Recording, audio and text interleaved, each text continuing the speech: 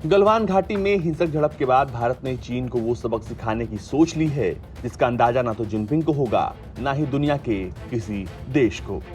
यही वजह है कि मोदी सरकार चीन को सबक सिखाने के लिए एक के बाद एक झटके दे रही है। इसी कड़ी में अब भारतीय रेलवे ने ईस्टर्न डेडिकेटेड फ्रेट कॉरिडोर के सिग्नल और दूरसंचार कार्य के लिए एक चीनी कंपनी को दिया 471 करोड़ रुपए का ठेका रद्द कर दिया है। ये तो होना ही था और ये चीन को भी पता था, लेकिन फिर भी चीन ने सीमा पर भारत को आंखें दिखाने की जुर्रत की।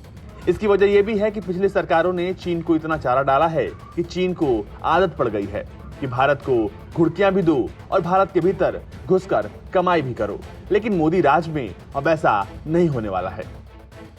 भारतीय रेलवे ने जानकारी देते हुए बताया कि काम की धीमी रफ्तार के कारण ठेका रद्द किया जा रहा है। इसके बाद बौखलाए चीन ने भारतीय रेलवे पर दिल्ली हाईकोर्ट में मुकदमा दायर किया है। चीनी company Beijing national railway research and design institute of signal and communication group को कानपुर और मुगलसराय के बीच कॉरिडोर के 417 किलोमीटर लंबे हिस्से का ठेका दिया गया था।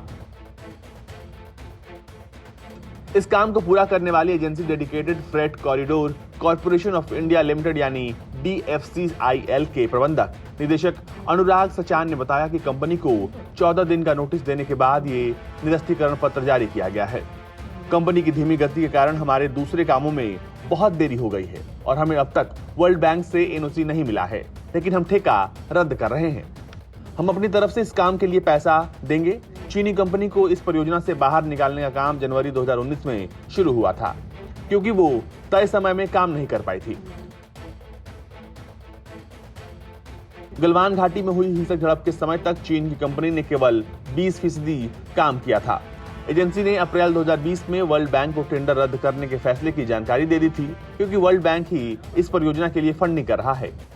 चीन की करतूत के लिए उसे सबक सिखाना बेहद जरूरी है और इसलिए भारत ने चीन को उसकी हद बताने के लिए पूरी तैयारी कर ली है। चीन कोई गुस्ताखी करे उससे पहले ही भारत लगातार सरहद पर अपनी मुस्तैदी बढ़ा रहा है, जिससे चीन अपनी किसी भी नापाक इरादे में कामयाब ना हो पाए। भारतीय सेना के जवानों पर धोखे से हमला करना चीन को बहुत भारी पड़ने वाला है, क्योंकि भारत ने तीनों मोर्चे पर चीन की कुटाई की तैयारी कर ली है।